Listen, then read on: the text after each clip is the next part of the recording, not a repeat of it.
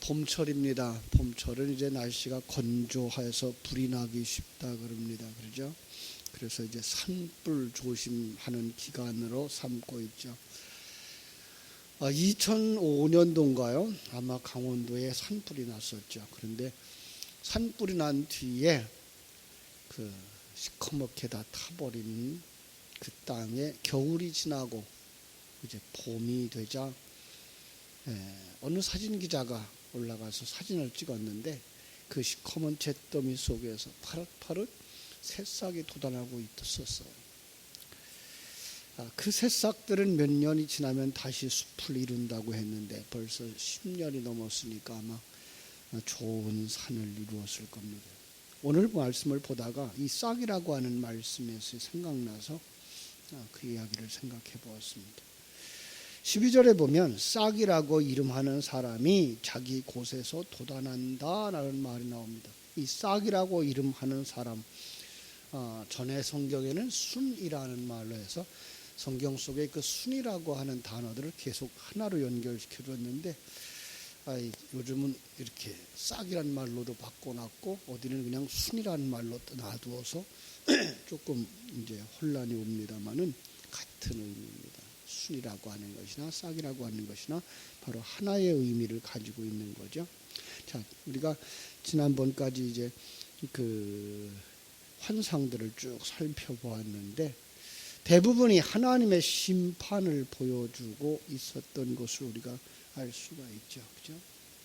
심판, 그러면 그것도 역시 구원의 양면성이다라고 보실 수 있어야 된다 그랬어요. 그래서 심판과 구원은 함께 일어나고 있다. 우리 속에 일어나는 하나님의 일하심이다라고 하는 것이죠. 오늘 본문 9절부터 10절을 봅니다. 여호와의 말씀이 내게 임하여 이르시되 사로잡힌 자 가운데에 바벨론에서부터 돌아온 헬데와 도비야와 여다야가 스바네의 아들 요시아의 집에 들어갔나니 너는 이날에 그 집에 들어가서 그들에게서 받으라. 자, 돌아온 사람들이 있습니다. 바벨론에서 세상을 떠나서 하나님 앞으로 나온 자들이 있습니다. 그런데 그들이 지금 성전 건축을 중단하고 자기 집을 짓고 자기 집 속에 들어가 있는 겁니다. 우리의 모습이에요. 우리 옛사람으로 다시 돌아가고 있는 모습이에요. 그런데 그들 속에 무엇이 있어요? 은과 금이 있어요. 아직도 그래도 그들 속에 믿음이 있는 그런 것을 볼 수가 있죠. 그렇죠? 그런데 그 믿음으로 면류관을 만들라는 거예요. 그 은과 금으로 면류관을 만들어서 여호수아의 머리에 씌우라고 하는 것입니다. 자, 그래서 11절에 보니까 그들에게서 은과 금을 취해서 면류관을 만들어 여호수아의 머리에 씌운다 그랬습니다. 은과 금을 받아 면류관을 만들어 여호사닥의 아들 대제사장 여호수아의 머리에 씌우고 이렇게 말씀하죠. 네. 이 여호수아는 앞에서 그렇게 얘기를 했어요. 대제사장의 역할, 종교적인 지도자의 역할 이렇게 말한다고 그랬고 그 스룹바벨은 정치적인 역할, 그래서 왕의 역할을 맡아서 한다라고 얘기를 했어요. 근데 여기 제사장의 머리에는 면류관이 아닌 씌워지죠. 그런데 왕이 쓸 면류관을 여호수아에게 씌우라고 하고 있어요. 그러면서 지금부터 그 뒤로 쭉 우리가 살펴보면 볼 수 있습니다만은 스룹바벨은 등장하지를 않아요. 스룹바벨은 안 나와요. 그럼 지금 제사장의 역할을 했던 여호수아와 왕의 역할을 했던 스룹바벨이 지금 하나로 통합되어지고 있는 이런 그림을 지금 그려내고 있는 것입니다. 이스라엘 나라는 그 세상의 다른 나라들처럼 왕이 다스리는 나라가 아니라 제사장이 다스리는 나라를 만들었습니다. 그러나 이스라엘 백성들은 가나안에 정착하면서 자기들도 이제 다스리는 왕이 있었으면 좋겠다라고 해서 그들의 왕이 하늘에서 그들을 통치하는 것, 그 하나님인 것을 부정하고 세상에 보이는 왕, 인간적인 왕을 요구한다라는 이야기가 사무엘서라고 지금 우리가 읽고 있습니다. 사무엘은 사무엘상 8장 4절부터 이렇게 말하고 있죠. 이스라엘 장로가 모여 라마에 있는 사무엘에게 나아가서 그에게 이르되 보소서 당신은 늙고 당신의 아들들은 당신의 행위를 따르지 아니하니 열방과 같이 우리에게 왕을 세워 우리를 다스리게 하소서 한지라. 우리에게 왕을 주어 우리를 다스리게 하라 한 그것을 사무엘이 기뻐하지 아니하여 여호와께 기도하매 여호와께서 사무엘에게 이르시되 백성이 내게 한 말을 다 들으라. 그들이 너를 버림이 아니요 나를 버려 자기들의 왕이 되지 못하게 함이니라. 내가 그들을 애굽에서 인도하여 낸 날부터 오늘날까지 그들이 모든 행사로 나를 버리고 다른 신들을 섬김같이 내게도 그리하는도다. 그러므로 그들의 말을 듣되 너는 그들에게 엄히 경계하고 그들을 다스릴 왕의 제도를 알게 하라. 이렇게 말씀하고 있어요. 사무엘이 제사장이었으며 그리고 그 마지막 사사라고 하는 것 우리가 다 알고 있습니다. 그런데 백성들이 왕을 요구할 때 마음이 굉장히 아팠죠. 왜냐하면 하나님이 그들의 왕이 되신 것을 그는 알고 있었기 때문이죠. 그래서 하나님 앞에 나가서 그 이야기를 합니다. 그랬더니 하나님께서 뭐라고 말씀하여? 그들이 너를 버림이 아니요 나를 버립니다. 그리고 이때에 그들 속에서 사울을 세웁니다. 근데 사울은 어떤 사울이라고 나온다고 그랬죠? 보통 사람들보다 키가 크고 힘이 센 사람. 백성들이 좋아하는 왕의 모습, 남보다 탁월해지는 것. 내가 왕 되고 싶은 것. 그래서 내가 남보다 탁월해지고 싶은 것. 이게 인간의 속에 있는 욕망이죠. 많은 사람들은 이것 때문에 발전한다라고 말합니다. 이것 때문에 문화도 발달하고 과학도 발달하고 모든 것들이 발달한다. 발달한다는 것들이 좋은 것일까요? 그것이 좋은 것만은 아니라는 사실을 성경은 이야기를 하죠. 바빠지고 하나님을 생각할 수 있는 시간들이 없어져요. 너무나 문화 속에 문명 속에 들어가 살다 보면 하나님의 존재를 잃어버립니다. 그렇게 세워진 사울이 버려지는 두 가지 이유, 지난 주일 오후에도 말씀을 나눴는데요. 사무엘이 오기 전에 제사를 드린 것 때문에 그렇죠. 사무엘상 13장에 나오면 이 믹마스 전쟁에서 대적이 들어와요. 그래서 하나님 앞에 제사를 드려야 될 텐데 사무엘이 아직 오질 않아요. 그랬더니 그 사무엘의 자리에 들어가서 사울이 제사를 해버리는 거죠. 그런가 하면 15장에서 그 아말렉 전쟁에서 모든 것을 다 진멸하라 그랬는데 거기서 좋은 것들만 남겼어요. 내가 이것을 가지고 제사하겠다라는 거죠. 하나님의 판단, 하나님의 그 결정에 도전해서 내 생각에는 이게 더 좋다는 거예요. 불순종이죠. 그래서 하나님은 사울을 폐위합니다. 참 이것이 이 타락한 인간 속에 있는 자기가 왕된 사람들의 행위라고 하는 거예요.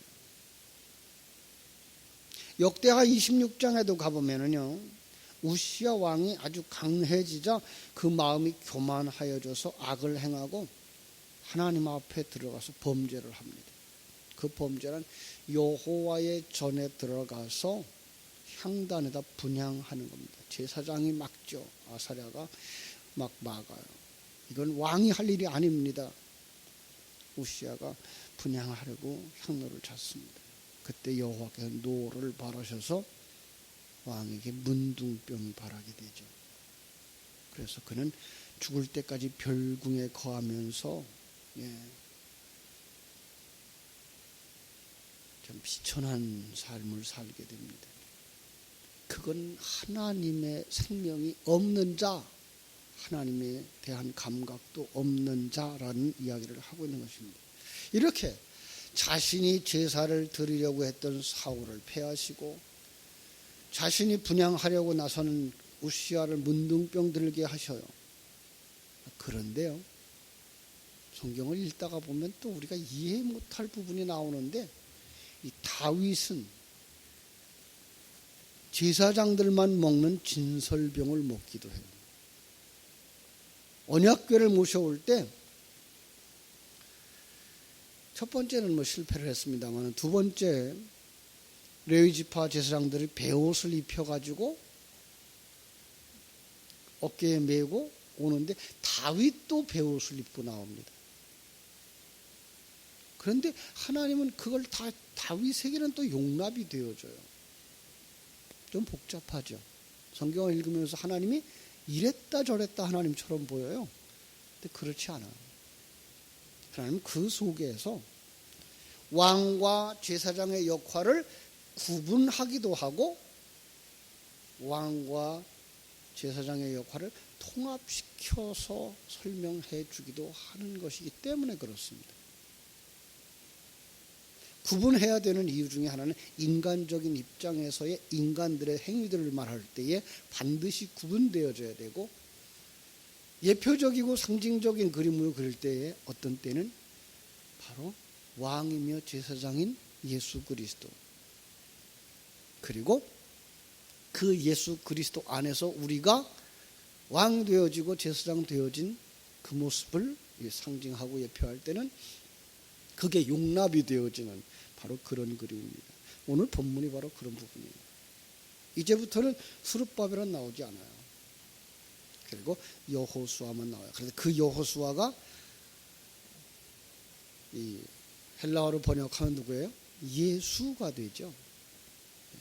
그러니까 예수님은 이 땅에 오셔서 왕이며 제사장의 역할을 하시죠. 그걸 지금 상징해서 이 제사장에게 왕의 면류관을 갖다가 씌워주는 이 그림을 그리고 있는 것입니다. 그러면서 이렇게 말씀하셔요. 12절에 말하여 이르기를 만군의 여호와께서 이같이 말씀하시되 보라, 싹이라 이름하는 사람이 자기 곳에서 돋아나서 여호와의 전을 건축하리라. 그가 여호와의 성전을 건축한대요. 어디에서요? 자기 곳에서 돋아나서. 자기 곳에서 돋아났다는 말은요, 이건 아주 천하고 낮은 부분이라는 뜻입니다. 지극히 비참한, 아주 볼품없는 이런 의미죠. 이사야서 53장에서는 메시아의 예언으로 보는데요, 그걸 뭐라 그러는가 하면은, 그는 주 앞에서 자라나기를 연한 순 같고 마른 땅에서 나온 줄기 같아서 고운 모양도 없고 풍채도 없은즉 우리 보기에 흠모할 만한 아름다운 것이 없도다. 이 싹이죠. 순이라고 그랬었는데, 순으로 나오는 이것이 마른 땅에서 나온 싹, 얼마나 볼품없겠어요. 그렇죠? 사람들이 싫어한다는 거죠. 이건 예수의 모습만 보고 이야기하고 있는 것이 아니고 우리 속에서 탄생한 예수 그리스도의 모습. 우리가 예수님을 영접하고 새로운 생명을 가지고서 하나님의 관점에서 세상을 보고 하나님의 일하심을 보고자 할 때, 이게 우리 속에 있는 하나님에 대한 생명은 너무나 여리고 너무나 작아요. 어제도 신방을 하면서 그런 얘기들을 나눴습니다만, 지금까지 가지고 있었던 관점과 종교적인 입장, 그리고 우리의 욕망들이 가득 차 있는 그 속에 진리의 말씀을 가르쳐 주어도 이게 너무 여리다는 거예요. 너무 쉽게 잃어버린다는 거예요. 그리고 그 지금 가지고 있는 그 정도의 생명 가지고는 성경 전체가 풀려지지도 않는다는 거예요. 그럴 수 있어요. 그러나 마침내 어떻게 된다고요? 그가 성전을 이룬다니까요.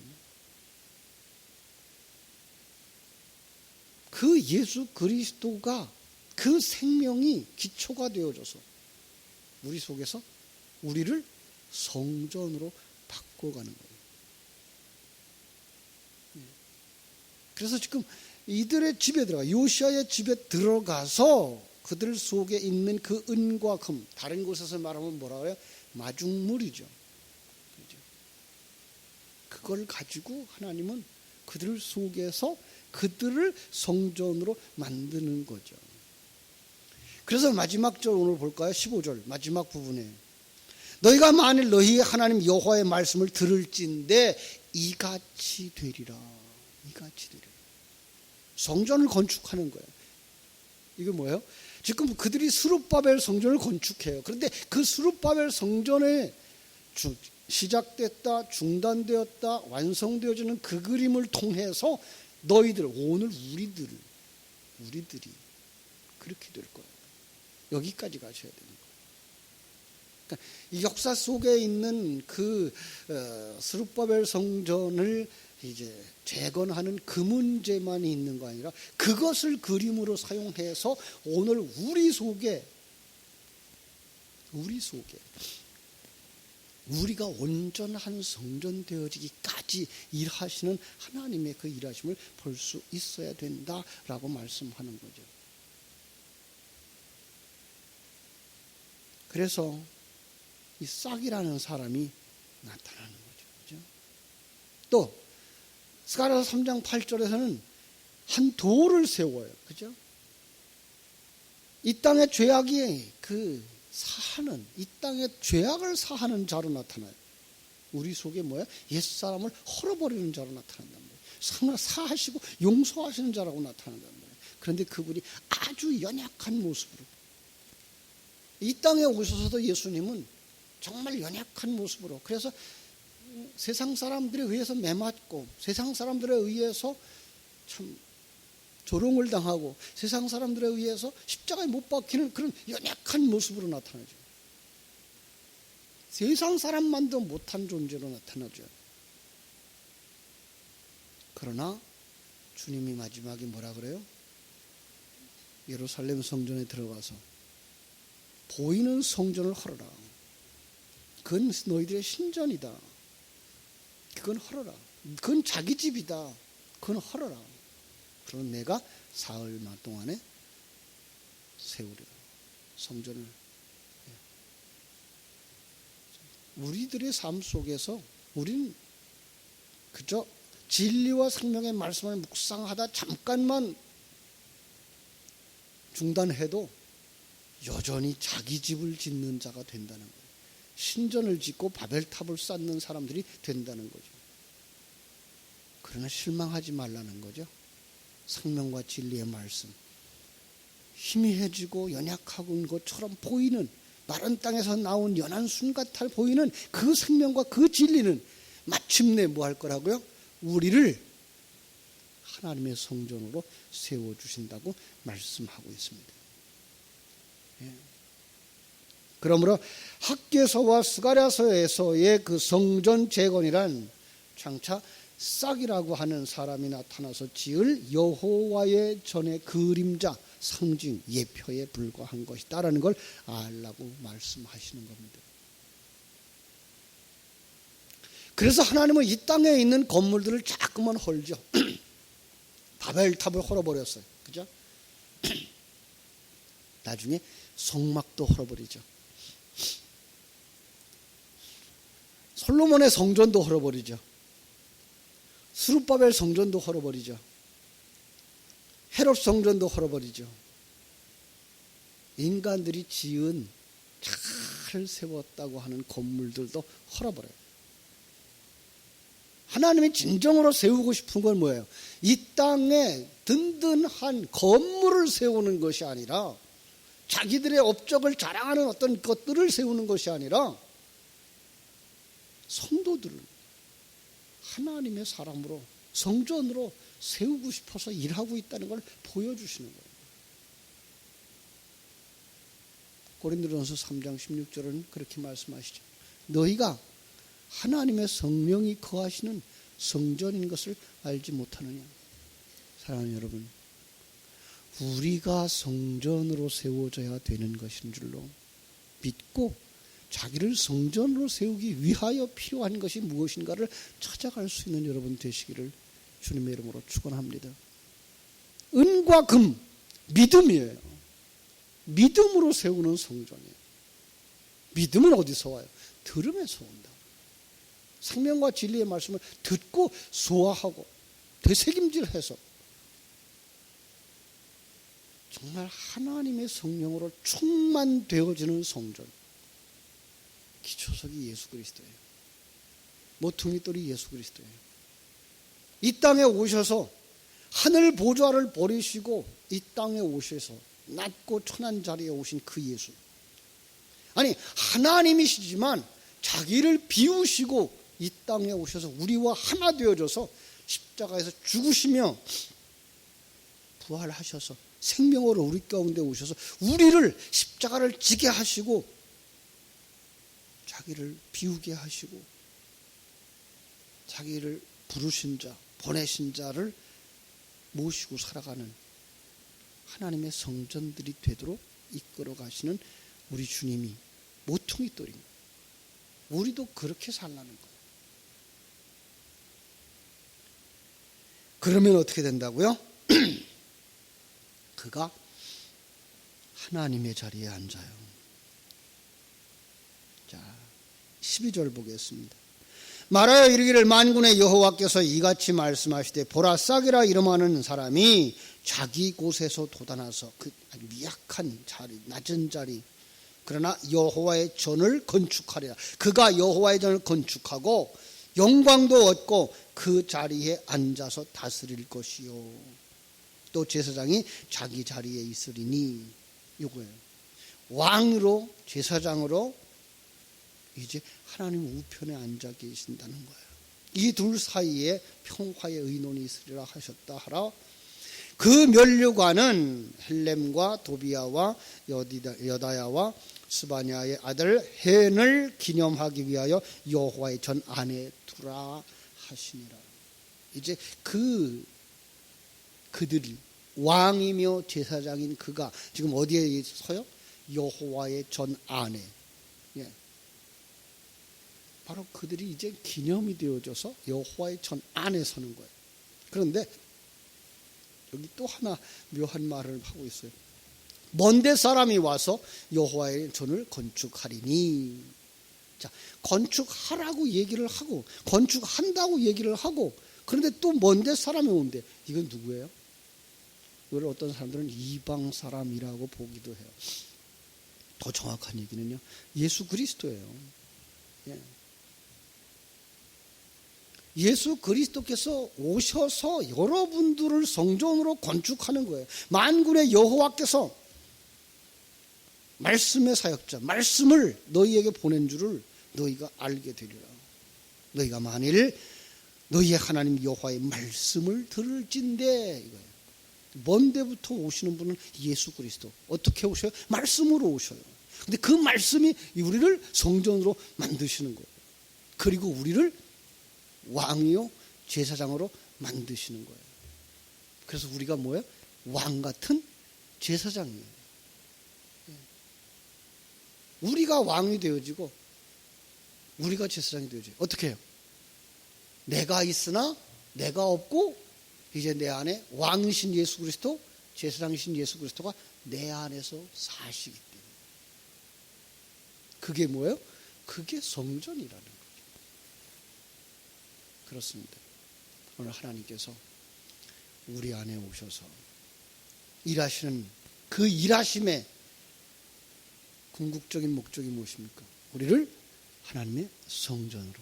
그 성전이 무엇입니까? 그냥 외형을 갖춘 성전이 아니라 내 안에 삼위일체 하나님으로 충만한 하나님의 존재에 대한 인식, 하나님의 계획에 대한 것, 그 하나님이 나와 함께 하셔서 이 시간과 공간 세계 속에서 우리를 만들고 있다고 하는 그 분명함, 그걸 깨달아 알게 하시기 위하여 일하시는 그 하나님. 그 진리의 말씀이 우리 속에서 처음에 시작될 때는 미약해 보이고 작아 보이고 그것 가지고 될 것 같지 않아 보일지 모르지만 거기에 하나님께서 말씀으로 생명으로 그죠? 부어주셔서 마침내 옛사람 우리가 세우려고 했던 집 바벨탑 헐어버리고 우리를 온전한 하나님의 뜻이 옳습니다 인정하며 그분에게 순종하는 자리로 이끌어가는 내 안에 하나님의 성령으로 충만한 성전 반드시 이루어질 줄로 믿습니다. 더 나아가서는 이제 그 일을 위해서 우리는 이 땅에서 어떻게 살아야 됩니까? 하나님이 주신 그 환경 거기서 하나님이 주신 은사와 능력을 가지고 하나님 주신 기회에 도전하는 겁니다. 하나님께서 함께 하셔서 반드시 아름다운 열매를 맺게 하실 줄로 믿습니다. 기도하겠습니다. 하나님 우리 아버지 하나님의 크신 사랑과 은혜를 감사하옵고 감사합니다.